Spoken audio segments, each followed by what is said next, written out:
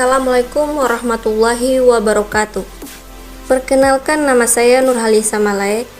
Di video kali ini saya akan menjelaskan tentang sistem pencernaan manusia.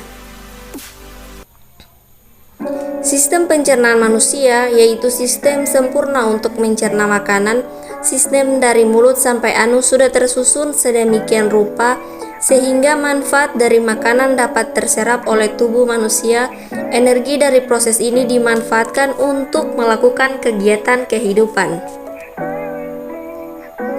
Sistem pencernaan yang penting dalam pengolahan bahan makanan menjadi zat yang dapat diserap oleh tubuh. Makanan dicerna dan dihancurkan menjadi fragmen, diubah menjadi komponen-komponen pembentuknya: karbohidrat, monosakarida, protein, asam amino, lemak, monogliserida, asam lemak, dan gliserol. Membuang sisa-sisa hasil pencernaan atau zat-zat yang tidak diperlukan oleh tubuh. Kemudian susunan sistem pencernaan. Ada saluran pencernaan. Di saluran pencernaan terdapat mulut, kerongkongan atau esofagus, lambung atau gaster, usus halus atau intestin, usus besar atau kolon, rektum, dan anus. Kelenjar-kelenjar pencernaan. Kelenjar pencernaan kecil seperti mulut atau parotis, submandibularis, sublingualis. Kelenjar pencernaan besar yaitu hati dan pankreas. Kandung empedu atau gallbladder. Kemudian proses pencernaan. Proses pencernaan yaitu yang pertama ada ingestis atau motility, yaitu pergerakan makanan. Yang kedua ada digesti, yaitu penyederhanaan bentuk makanan. Yang ketiga absorpsi, yaitu penyerapan pada usus halus. Yang keempat ada eliminasi, yaitu pembuangan zat-zat sisa. Selanjutnya homeostasis. Sistem pencernaan berperan dalam homeostasis dengan memindahkan nutrien, air, dan elektrolit dari lingkungan eksternal ke lingkungan internal. Homeostasis penting bagi kelangsungan hidup sel-sel, memerlukan pasokan nutrien yang terus-menerus untuk menunjang reaksi kimiawi penghasil energi. Fungsi normal sel juga bergantung pada ketersediaan air dan berbagai elektrolit. Dalam sistem pencernaan terdiri dari saluran pencernaan atau lambung dan organ pencernaan tambahan atau kelenjar air liur, kelenjar saliva, pankreas, hati, dan kantung empedu. Kemudian rongga mulut. Rongga mulut merupakan saluran pertama yang dilalui makanan. Pada rongga mulut dilengkapi alat pencernaan dan kelenjar pencernaan untuk membantu pencernaan makanan. Bagian dalam mulut dilapisi oleh selaput lendir dan sel-sel epitel. Pada mulut terdapat gigi, lidah, kelenjar saliva, dan makanan di mulut akan didorong oleh lidah menuju faring. Kemudian anatomi gigi. Gigi memiliki fungsi untuk memotong, mengonyak, dan menggiling makanan menjadi partikel yang kecil. Berdasarkan fungsinya, gigi seri berfungsi untuk menggigit atau memotong, gigi taring berfungsi untuk merobek atau mengonyak, gigi geraham berfungsi untuk mengunyak atau menggiling. Kemudian anatomi lidah. Lidah terdiri dari otot rangka yang dikontrol secara voluntar membentuk dasar rongga mulut, berperan dalam memandu makanan di dalam mulut sewaktu mengunyah dan menelan serta untuk berbicara. Terdapat juga papil-papil pengecap. Dilengkapi dengan mukosa lidah dan berperan dalam proses mekanisme pencernaan. Bagian A, pangkal lidah. Terdapat epiglottis yang berfungsi menutup jalan pernapasan pada waktu menelan supaya makanan tidak masuk ke saluran pernapasan. Yang kedua ada badan lidah yaitu pada bagian ini terdapat papil-papil pengecap untuk menentukan rasa makanan, baik asam, manis, pahit, asin, dan juga gurih. Yang terakhir ujung lidah, yaitu membantu membalikan makanan, proses berbicara, merasakan makanan, dan membantu proses penelanan. Selanjutnya anatomi kelenjar saliva.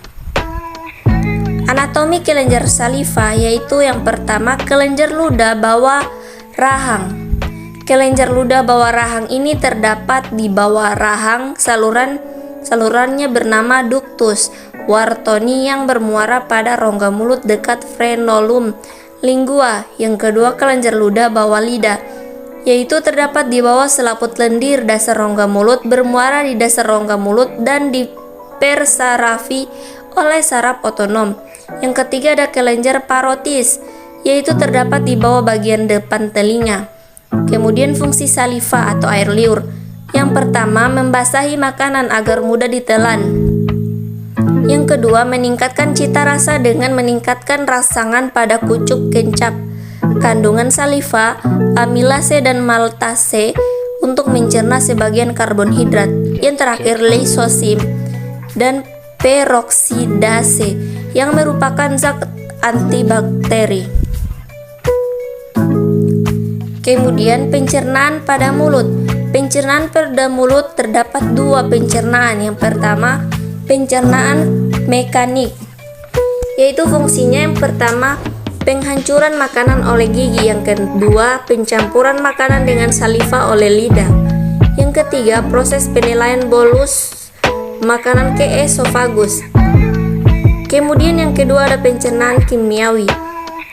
Pencernaan kimiawi berfungsi yang pertama pencampuran makanan dengan saliva, yang kedua saliva mengandung pitialin, amilase, lisozim, sodium, mineral, dan musin. Fungsi saliva adalah membunuh kuman, melindungi mukosa mulut dari trauma fisik atau kimia, dan memudahkan proses penelanan atau membasahi makanan. Kemudian masuk pada esofagus atau kerongkongan. Esofagus atau kerongkongan merupakan tabung berotot dengan panjang 20 sampai 25 cm dimulai dari faring, toraks, menembus diafragma dan masuk ke dalam abdomen, bersambung dengan lambung, terletak di belakang trakea di depan vertebra. Kemudian esofagus memiliki fungsi yaitu yang pertama gerakan peristaltis dimulai dari faring, kemudian otot cricopharyngeus yaitu otot kontraksi, esofagus lambung dengan 2-4 cm per detik. Untuk sampai ke lambung butuh waktu 5-15 detik. Peristalis yaitu kontraksi otot polos yang bergerak secara progresif ke depan dengan gerakan menggosokkan mendorong bolus di depan kontraksi. Pendorong makanan melalui esofagus adalah proses aktif yang tidak mengandalkan gravitasi. Gelombang peristaltis berlangsung sekitar 5-9 detik untuk mencapai ujung bawah esofagus atau gelombang primer. Cairan dengan cepat turun ke sfinkter akibat gravitasi. Bila bolus berukuran besar dan lengket serta tidak dapat terdorong ke lambung oleh gelombang peristalisis primer, bolus yang bertahan akan merenggang esofagus dan memicu reseptor tekanan di dalam dinding esofagus, menimbulkan gelombang peristalsis kedua yang lebih kuat atau gelombang peristalsis sekunder. Peregangan esofagus juga meningkatkan sekresi air liur dengan bolus akan digerakkan ke depan melalui kombinasi lubrikasi air liur dan gelombang peristalsis sekunder. Kemudian masuk pada gaster atau lambung. Terletak gasterator lambung terletak di daerah epigastrik dan sebagian di sebelah kiri hipokondrik dan umbilikal. Bagian atas disebut fundus dan bagian bawah disebut antrum pilorik. Berhubung dengan esofagus melalui sphincter cardiaca dan dengan duodenum melalui sphincter pilorik.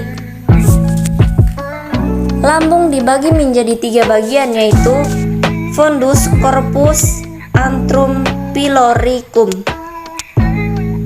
Sphincter pilorus berfungsi sebagai sawar antara lambung dan bagian atas usus halus. Sphincter pilorus bereaksi dan berkontraksi untuk mengalirkan makanan ke duodenum dan mencegah terjadinya aliran balik isi usus ke dalam lambung. Selanjutnya ini gambar anatomi lambung. Kemudian pencernaan pada lambung terjadi pada lambung berfungsi mencampur makanan dengan sekret lambung dan menggosokkan makanan pada makanan bercampur dengan sekret lambung menjadi cimi, sekresi lambung, mungkus, asam lambung, tripsin, lipase, amilase, dan protease.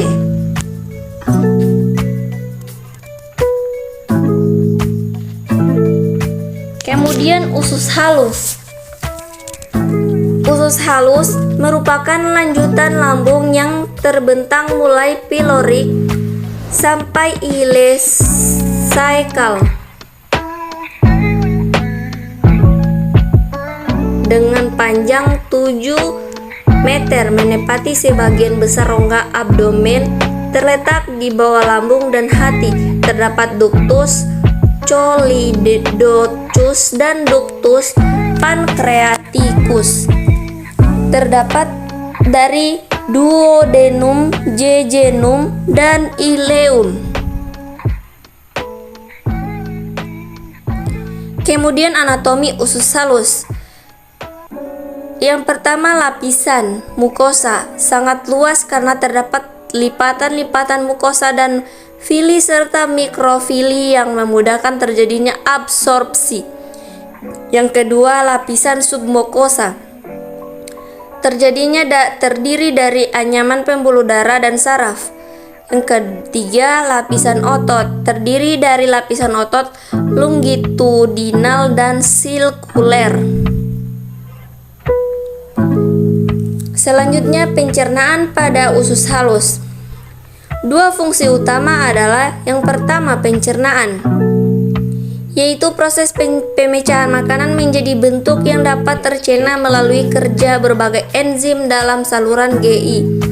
Pencernaan dimulai dari mulut dan lambung oleh kerja pitialin, HCl, pepsin, mukus, renin, dan lipase lambung. Kemudian di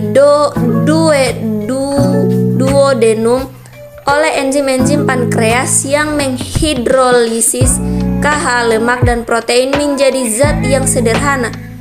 Yang kedua, absorpsi, yaitu zat gizi dan air yang terdapat dalam makanan yang masuk dalam tubuh, yaitu pemindahan hasil-hasil akhir pencernaan KH, lemak, protein, air, elektrolit, dan vitamin melalui dinding usus ke dalam sirkulasi darah dan limfe untuk digunakan oleh sel-sel tubuh.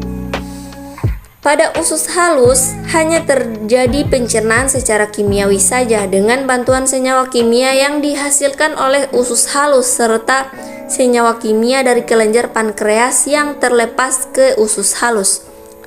Bolus makanan dari lambung sangat asam dinetralkan oleh enzim pankreas.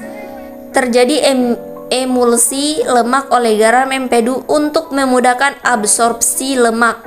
Nutrien diabsorpsi melalui mikrofili. Selanjutnya, pencernaan pada usus halus. Pencernaan makanan secara kimiawi pada usus halus terjadi pada suasana basah.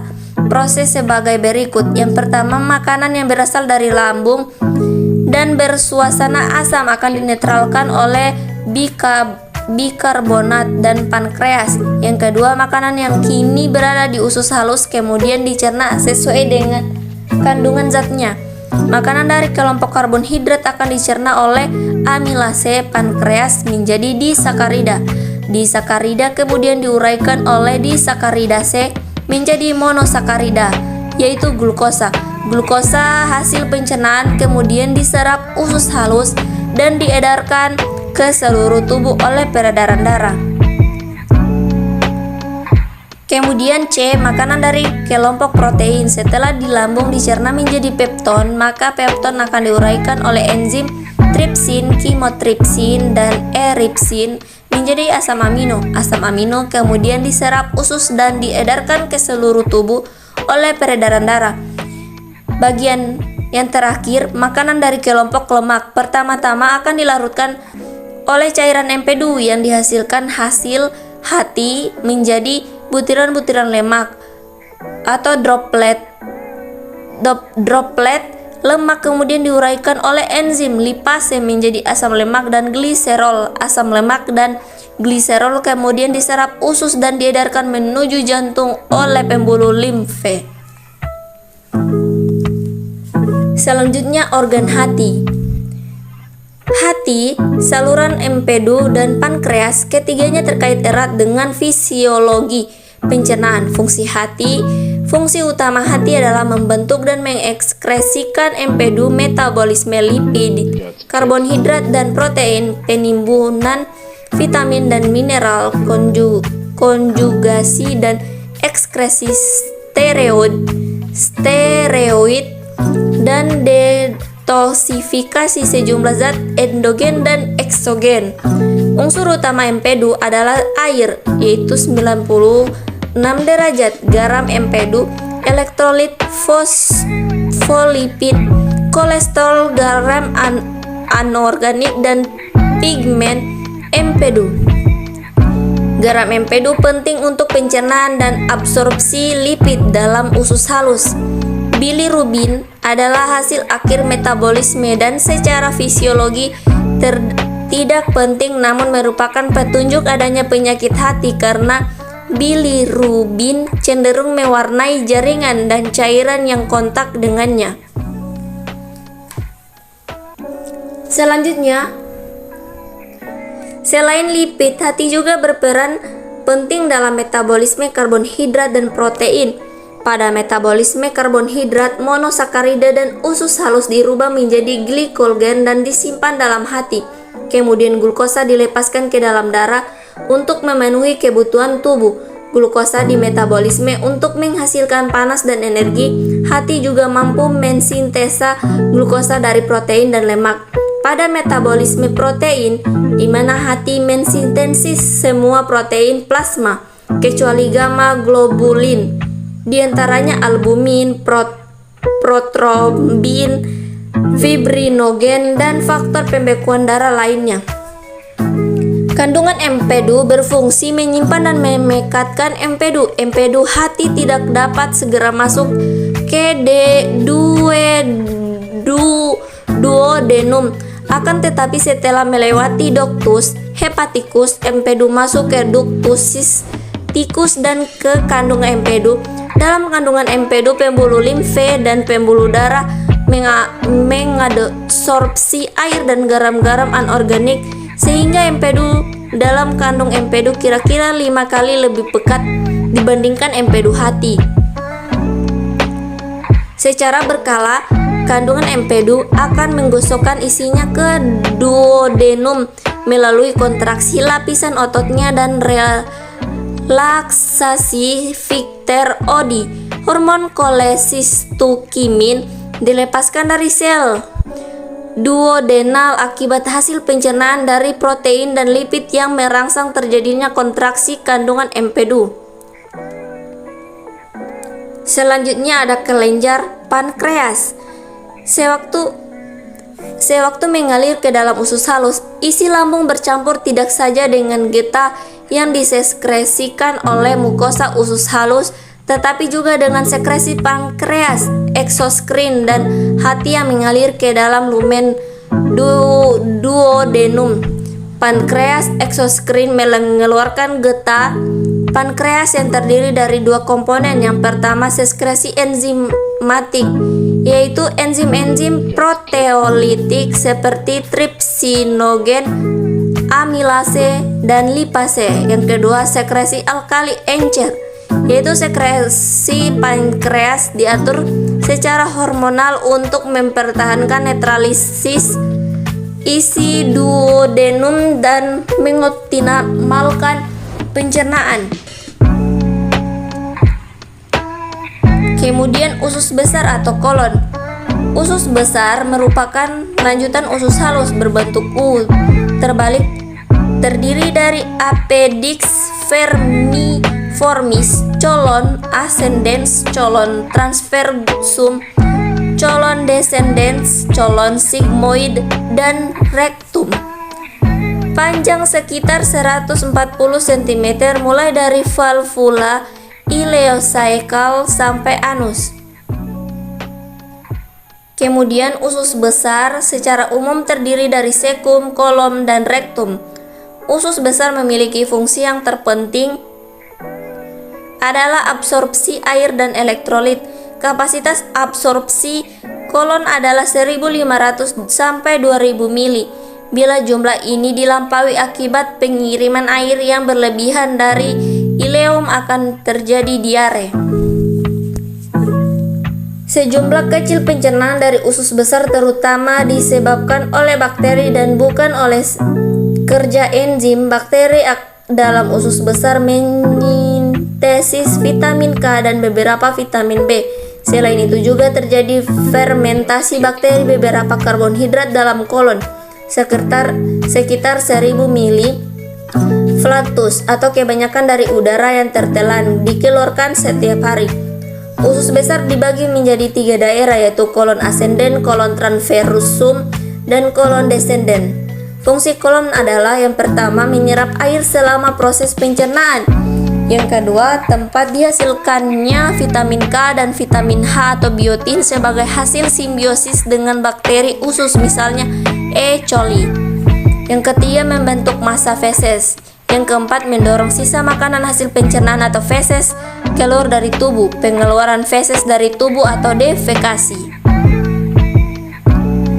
Selanjutnya, terjadinya pencernaan pada usus besar. Terjadinya reabsorpsi air dan elektrolit dari bahan feses. Feses bergerak ke rektum karena kontraksi haustral dan mass movement.